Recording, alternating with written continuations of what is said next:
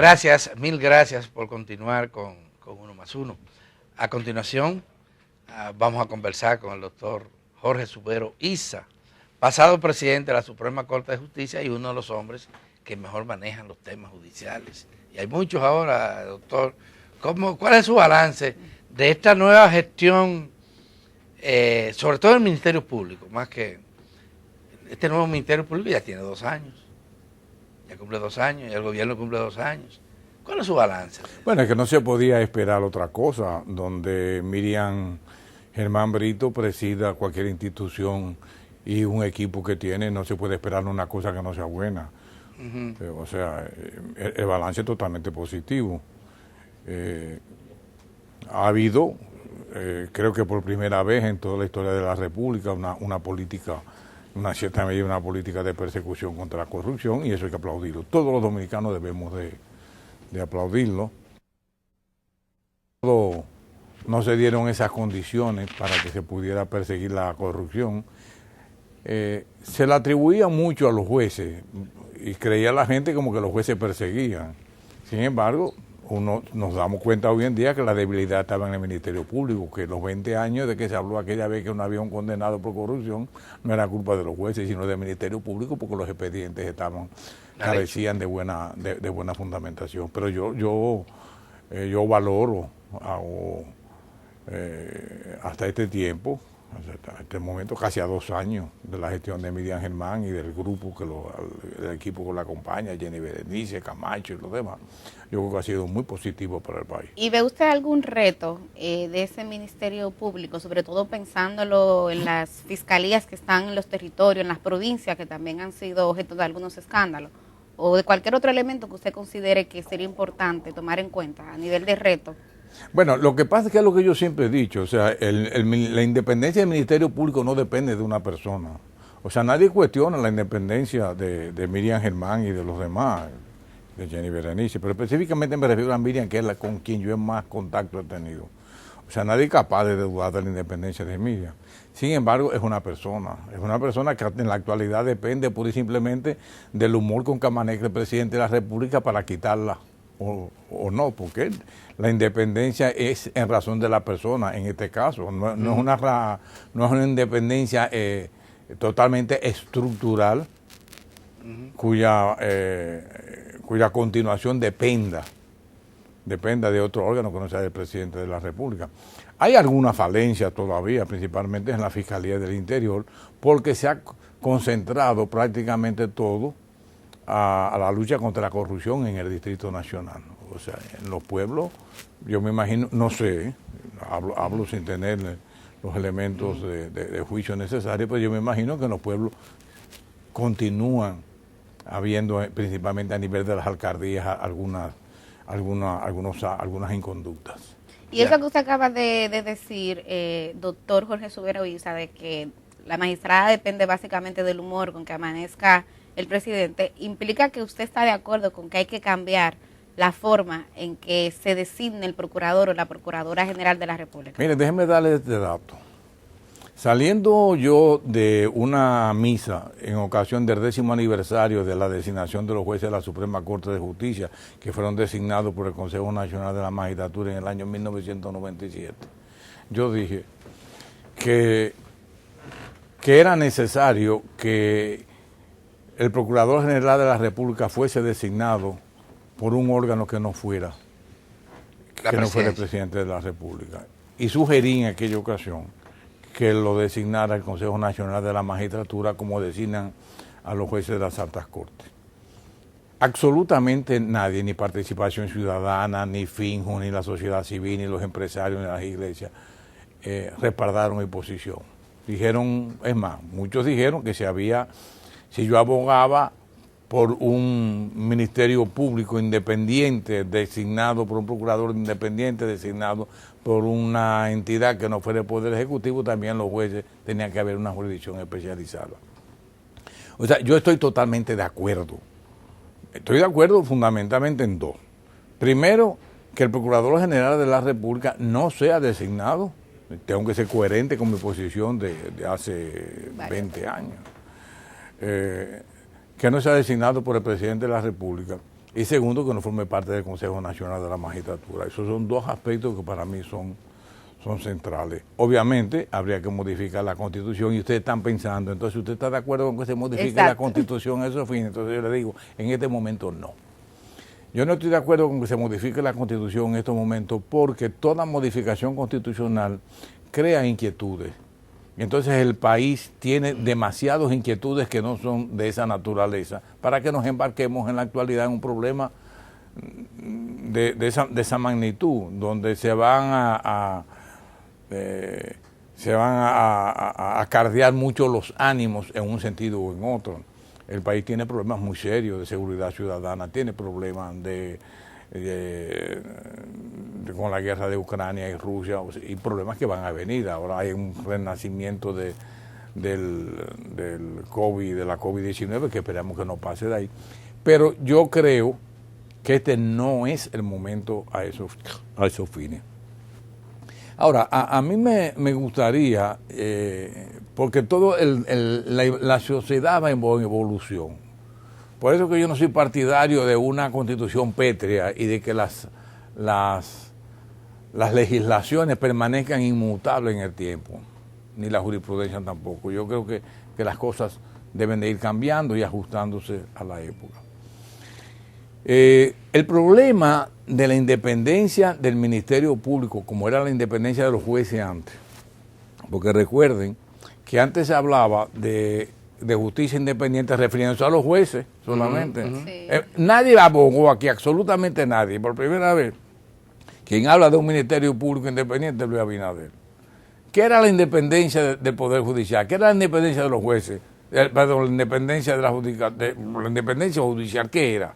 Los jueces. Los jueces, no era el Ministerio Público, porque todo el mundo entendía que el Procurador General de la República y los fiscales respondían al Ministerio Público. Por ejemplo, la posición del presidente Leonel Fernández ha sido muy coherente, y me lo dijo a mí varias veces, está vivo y totalmente lúcido para que me desmiento o no. Él es partidario, o era partidario, y creo que sigue siendo partidario, de que el Procurador General de la República debe depender su nombramiento del presidente de la República, porque él decía, y puede ser una teoría que puede debatirse o no, que el Poder Ejecutivo necesita una representación en el Poder Judicial y que esa representación tiene que ser el Procurador General de la República. Pero es que la lucha contra la corrupción en nuestro país no ha sido nunca por un asunto de la Procuraduría General de la República. A mi modo de ver, por la dependencia o no, por quien lo nombre o no, sino a mi modo de ver, ha sido por el órgano persecutor.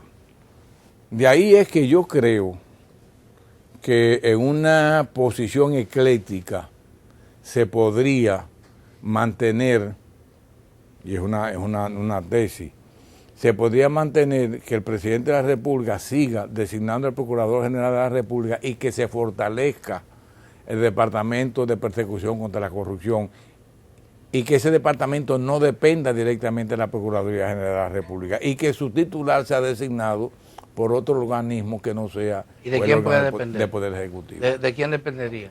Yo creo que pudiera ser el Consejo también Nacional de la Magistratura, pero son dos. Pero como quiera, entonces habría que sacar al procurador de ahí. Hay que sacar al procurador. Entonces ahí porque volvemos al problema original. Eso fue un invento de Leonel Fernández, del Procurador General de la República, porque nunca se pensó en eso. Lo que pasa es que Leonel Fernández, ya acercándose el cambio, la evaluación de los jueces en el 2011 de la Suprema Corte de Justicia, entendió que necesitaba un extra. Un voto extra. Un voto extra en el poder, en el Consejo Nacional de Magistratura. Ciertamente el expresidente Fernández y su partido de la Fuerza del Pueblo mantienen esa posición, pero ellos también alegan que ya el Ministerio Público es independiente, dice que así está establecido tanto en la ley orgánica como en la Constitución, que tienen autonomía presupuestaria, autonomía administrativa, y que si un presidente llama al procurador y le pide algo, que el procurador puede quejarse. Yo respeto los que mantengan esa posición. Yo soy un hombre muy respetuoso. O sea, por eso que a mí yo no voy a debate, no voy a mesa redonda, no voy a conversatorio. Yo no. Yo emito mi opinión, el que está de acuerdo y que no que la respete. Mientras, mi posición es, mientras el Procurador General de la República depende de un decreto del presidente de la República, no hay independencia del Ministerio Público. El que nombra manda.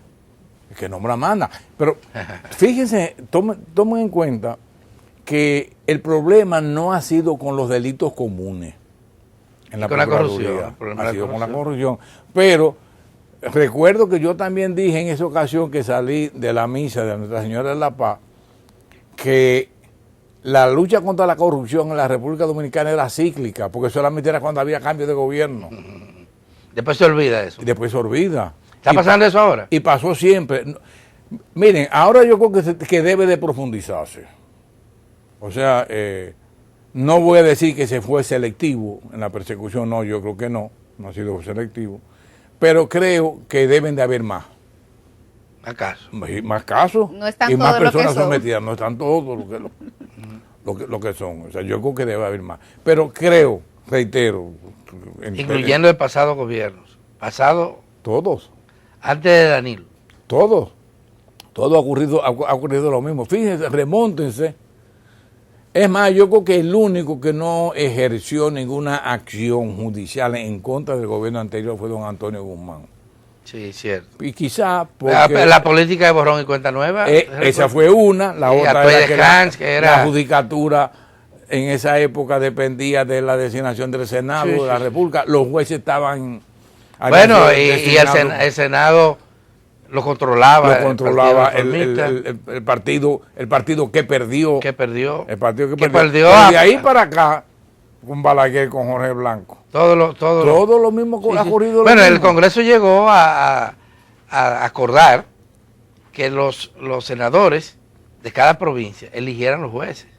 Era lo que lo proponían. Porque era así, pero ahí había un compromiso además, porque el juez, al juez que era propuesto por un senador, por ejemplo, le debía favores. Ah, pero claro. Le debía favores. Yo recuerdo Y bastaba porque una llamada, un ese papelito. Ese proceso. Y los políticos que querían seguir con eso. Yo recuerdo que en el 97, cuando me sometieron una lista para que designaran los partidos políticos, que designáramos a jueces que ellos querían, nosotros dijimos que no. Y he dicho en otras ocasiones que por suerte yo tenía una trituradora muy buena de papeles y la lista la pasé por la trituradora. Sí. O sea que no. Magistrado, es cierto, usted reconoce que hay cambios significativos en ministerios públicos, también en la justicia, podría decirse, pero sigue una crítica a la lentitud de los tribunales para conocer casos de corrupción y también de delitos comunes. ¿Cómo se puede resolver ese tema? Mire, en todos los países los procesos judiciales son lentos. Sí. Y en el caso de la República Dominicana todavía Súper lento. son lentos, son caros y malos. O sea, tienen tres características en el caso de la República Dominicana. No solamente los casos contra la corrupción son lentos. Yo dije, lo voy a repetir aquí, no creo si lo dije o no, pero sostengo que los casos de corrupción que están en la actualidad cursándose en los tribunales, ninguno de nosotros los vamos a acabar con una sentencia que haya adquirido la autoridad de la Corte irrevocablemente juzgada. Se va para largo. O sea, en este periodo constitucional nosotros no lo vamos a acabar. Quizá en el otro, pero ahora no. ¿Qué ha pasado?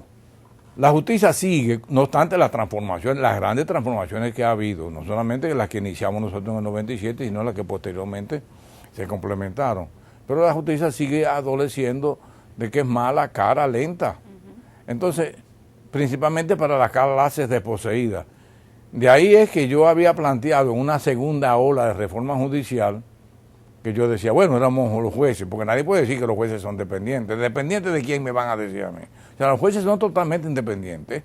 O sea, de eso no hay duda, porque los jueces son egresados de la Escuela Nacional de la Judicatura, luego de agotar un programa de 2 años de capacitación, y esa posición no se la deben absolutamente a nadie, sino a su propio esfuerzo. Entonces, no tienen por qué ser dependientes. Pero eso se alega también para los fiscales. También tienen una escuela. Pero la situación de los fiscales es distinto. Ujú.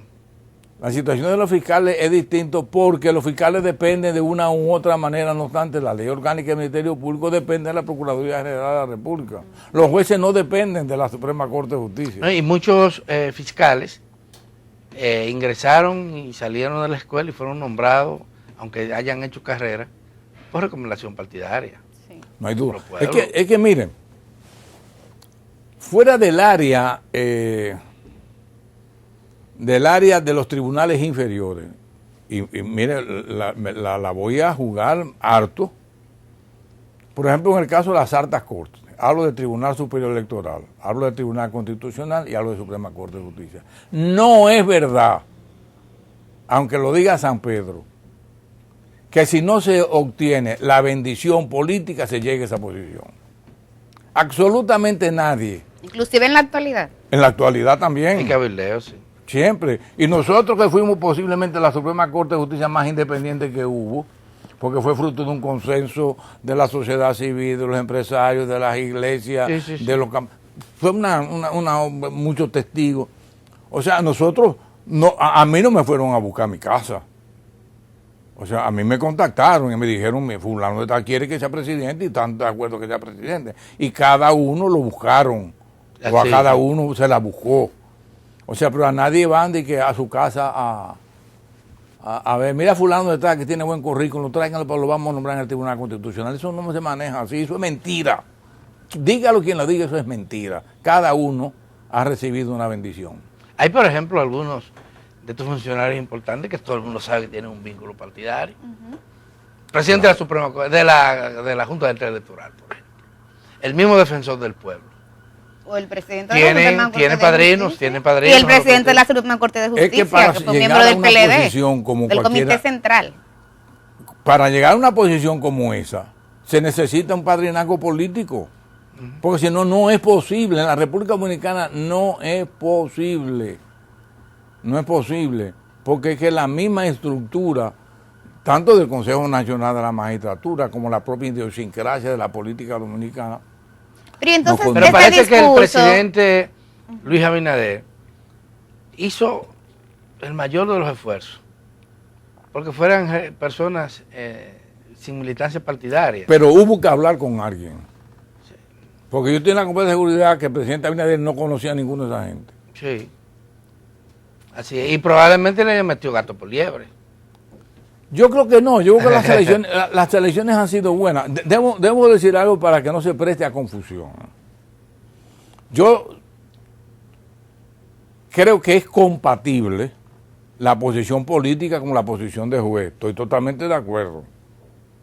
Porque yo siempre he citado el caso de Pedro Romero Confesor, que fue un político acabado del Partido Reformista, consultor jurídico de Balaguer, llegó a la Suprema Corte de Justicia y el magistrado Romero Confesor nunca llevó la política al seno de la Suprema Corte de Justicia. O sea que yo no le tengo miedo a los políticos, le tengo miedo a las posiciones políticas que los jueces puedan adoptar en un momento determinado. Eso es lo peligroso. Porque cuando se presentan los problemas, ahí es que se sabe Sí, para si es importante o no tener vínculos pero políticos. principalmente los problemas de corrupción. Sí. Sí, sí, Porque van a especial. decir, Sí, van a sí. decir, y yo mismo en este mismo programa cuando estaba Juan Bolívar, Sí, sí. Juan Bolívar siempre insistía mucho, bueno, 20 años sin sanción a la corrupción. Sí, pero el Ministerio Público actuó. Porque los jueces no salen a buscar, Sí, sí. a buscar a nadie.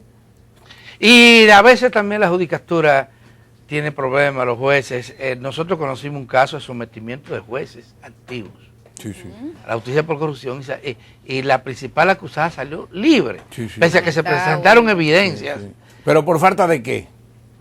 de un ministerio público De un también. ministerio Ah, público. pero también- porque el poder Judicial a través del Consejo de Poder Judicial actuó y se suspendieron. Pero actuó con una lentitud. Está bien, pero Pasmosa. lo que pasó con el Ministerio Público cuando habían indicios penales suficientes para un sometimiento, ¿actuaron? No actuaron. Pero eso no es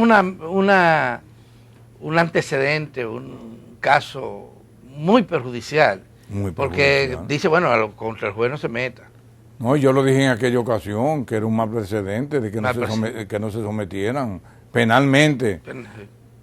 Nosotros no solamente actuamos disciplinariamente contra los jueces o cualquier servidor judicial, no voy a hablar de los jueces solamente, cualquier servidor judicial, sino que también actuamos penalmente. Si veíamos que habían indicios de algún ilícito penal, nosotros inmediatamente apoderábamos al Ministerio Público que actuara en consecuencia.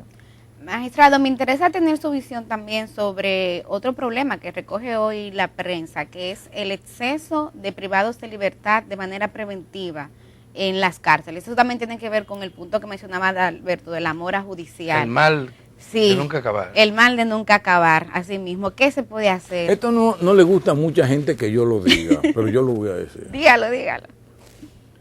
Los jueces le tienen miedo a los medios de comunicación. A lo que digan los medios de comunicación. Ponen el oído en la radio, ponen el oído en la televisión, ponen el oído y la vista en las redes sociales. Por eso muchos abogados quieren ganar el pleito a nivel de los medios. Hay ahora lo que se denomina Populismo. los mediatur. Ay, ay, ay. Sí, sí, sí. Mediatur es que los abogados, al mismo tiempo que asumen el compromiso de la defensa a través de una retribución Se económica, comprometen a llevar obviamente caso a los medios. se comprometen ahí a los programas y buscan programas de radio, de televisión. No, y contratan periodistas. contratan Y periodistas. cotizan expertos. más caro. Mientras más perfil alto tiene ese abogado, más caro cobra. Pero claro, pero conlleva también un compromiso de ir a los medios de Claro. comunicación y defender. Hay los juicios paralelos. Sí. O sea, La son opinión procesos pública. paralelos. Entonces, ¿qué hacen los jueces? Señores, los jueces son seres humanos, los jueces tienen hijos que van a los colegios, van a las escuelas públicas, tienen compañeritos, a veces son adolescentes. Dice, mira lo que dijeron de tu papá, mira lo que dijeron de tu mamá como jueza. O sea, todo eso, el que quiera decir que los medios de comunicación y las redes sociales no influyen en los jueces está hablando mentira. No, Por por eso eso- yo le decía en aquella ocasión, obviamente, recuerde que yo salí en el 2011, las redes sociales existían, pero no tenían Este auge. el auge que tienen en la Claro, actualidad. Entonces, yo le decía, no vean la televisión, no oigan la radio, olvídense de las redes sociales, pero es prácticamente imposible en la Imposible actualidad. eso, imposible totalmente. Abstraer. No, y ahora mismo los casos que se están ventilando en los tribunales, casi todos los grandes, tienen un equipo de abogados y periodistas gestando información en los medios y mandan la nota elaborada, preparada. Y lo peor es que los medios lo publican así. Sí. Sí, o sea, porque yo no voy a hablar de una complicidad colectiva, no quiero usar ese término. Lo que pasa es que los hechos son de tal trascendencia y despiertan tal interés público que obviamente los medios de comunicación tienen que hacerse eco de eso, Claro. porque eso es noticia. Sí, pero a lo que yo me refiero no es imposible ignorar los hechos de tanta importancia para la sociedad, sobre todo cuando estamos hablando ahora de lucha contra la corrupción. Me refiero a cómo se elaboran informaciones parcializadas, Estrategias de comunicación. con mentiras muchísimas veces, ¿verdad? Y se presentan al público como una información No independiente. hay duda, y hay informaciones sesgadas, Sesgadas. y hay informaciones farsas, porque precisamente es parte del compromiso que se asume en defensa de un imputado. Le va bien a los abogados. así. Magistrado, Le va muy bien. nos informan que el tiempo se acabó, pero yo quisiera por último de mi parte, Adalberto, que haga el balance también de la Suprema Corte de Justicia como tal. Hablamos mucho del Ministerio Público, pero ¿cómo ve que marchan las cosas a nivel de la Suprema? Mire, yo he sido muy cauteloso en evaluar la Suprema Corte de Justicia posteriores a las mías, o sea, la que presidió Mariano Germán y la que presidió Luis Henry Molina. Sin embargo, en las actuales circunstancias le ha tocado al presidente Luis Henry Molina situaciones muy adversas, a consecuencia principalmente y directamente de la COVID-19. Se vio precisado en un momento determinado, bueno, los tribunales, los jueces no tenían temor y a los tribunales de manera presencial. Entonces, se recurrió a la virtualidad, que hubo mucha crítica porque los abogados no tenían computadora, no tenían... Descubrimos que los abogados no tienen computadora. Es verdad, Internet. todavía no la tiene, pero había que salir de alguna manera y yo creo que se hizo todo lo que tuviera a su alcance. Ahora es una ley, o un proyecto de ley mejor, sobre virtualidad, que vamos a ver si se depura lo suficiente con la finalidad de que hoy en día ya las redes tienen un valor inestimable y no podemos desconocerlas. Entonces tenemos que aprovecharla. Yo decía al principio cuando se instaló la primera computadora, que la instalé yo, la primera computadora en el Poder Judicial en el año 1997, que no había, que no estamos comprando un cosmético, no estamos comprando un colorete, no estamos comprando un rímel, estamos comprando un instrumento de trabajo como la computadora. Hoy en día es imposible vivir sin ella. Es imposible. Bueno, qué se nos lujo, ha terminado el qué tiempo. lujo. Sí. Mil gracias, magistrado, por haber comparecido. Y nada, hay que seguirlo invitando Sí. para ilustrar al pueblo dominicano con relación a lo que pasa en la judicatura. Vamos a estar conversando con la presidenta del Colegio de De Notarios Notarios. y Notarias Así mismo. de la República Dominicana.